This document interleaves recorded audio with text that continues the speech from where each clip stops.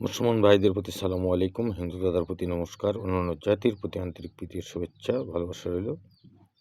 আজকের বিদ্যাটি আমার পরীক্ষিত বিদ্যা। আপনারা নাজায়েজ কাজে খাটাবেন না, জায়েজ কাজে খাটাবেন। যদি আপনাদের খারাপ উদ্দেশ্য করেন তাহলে হবে না। হ্যাঁ, একটা মেয়ে তোমাকে ধোকা দিছে, তুমি বিয়ে করবে, এরকম আল্লাহর কাছে শপথ বাক্য পাঠ করে কাজটা করবেন। আর যারা বিশ্বাস হবে আমার কাছে কাজ শিখবেন, বিশ্বাস হবে কাজ করে নেবেন। বিশ্বাস হবে না আমার কাছে কাজ করে নেবেন না, আমার কাছে আসবেন না, আমাকে ফোন দেবেন না। আমি টাকার জন্য কোনো কাজ করি না, টাকার জন্য কোনো বিদ্যা দেই না। মানুষের উপকার করার জন্য যেটুকু লাগে সেটুকুই আমি করি। আমার কথা হচ্ছে, যদি গরিব অসহায় কোনো ব্যক্তি টাকা জন্য চিকিৎসা করতে পারতেছেন না, আমার কাছে যোগাযোগ করবেন, আমি বিনা টাকায় বিনা পয়সায় কাজ করে দেব। এমনকি একটা রুগী রক্ত শূন্যতায় মরে যাচ্ছে, আমার শরীরে রক্ত দিয়ে সে রোগীকে আমি দান করব। তাই আজকের বিদ্যাটি আপনারা কখনো নাজায়েজ কাজে খাটাবেন না। এই বিদ্যাটি আপনারা লেখলেই যে হবে এটা বড় কথা নয়। এইরকম মন্ত্র লক্ষ লক্ষ পাবেন, লক্ষ লক্ষ বিদ্যা পাবেন, কিন্তু কাজ হবে না। কাজের নিয়ম থাকতে হবে, আর অবশ্যই গুরুর কাছে সময় দিতে হবে, গুরুকে বিশ্বাস করতে হবে, ভালোবাসতে হবে। আর আমার কাছে বিদ্যা আল্লাহর রহমতে 100% বিদ্যায় কাজ করতে পারবেন, যদি তোমার মুখটা সত্য থাকে, আমার সাথে যে মিথ্যা কথা না বলো, ধৈর্য ধরে যদি নিতে পারো,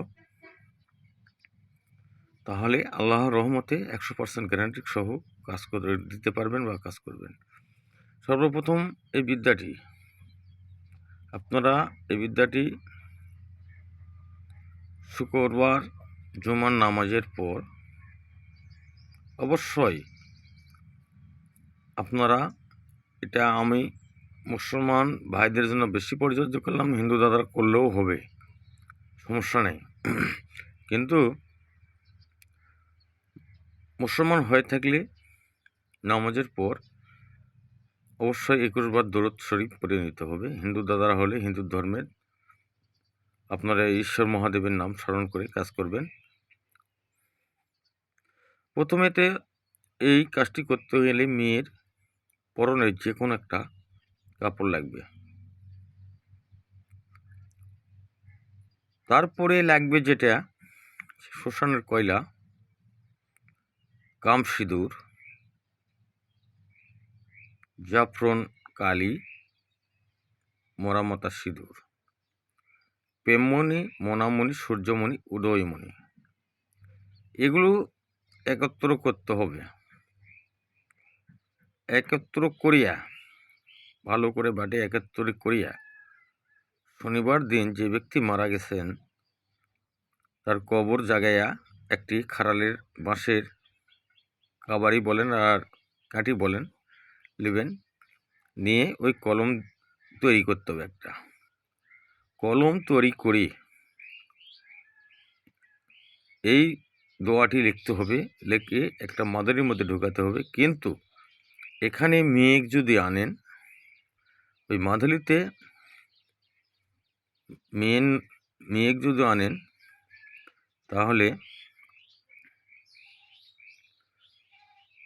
মেয়ের নামটা আগে লিখবেন, মেয়ের মায়ের নাম পরে লিখবেন, ছেলের নাম লিখবেন, ছেলের বাবার নাম লিখবেন।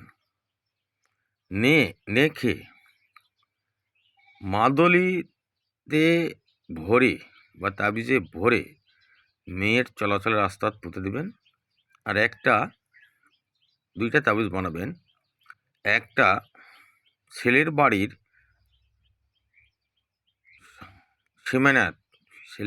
সীমানাত বড় একটা পাইকর গাছ বা বট গাছ বা নাপ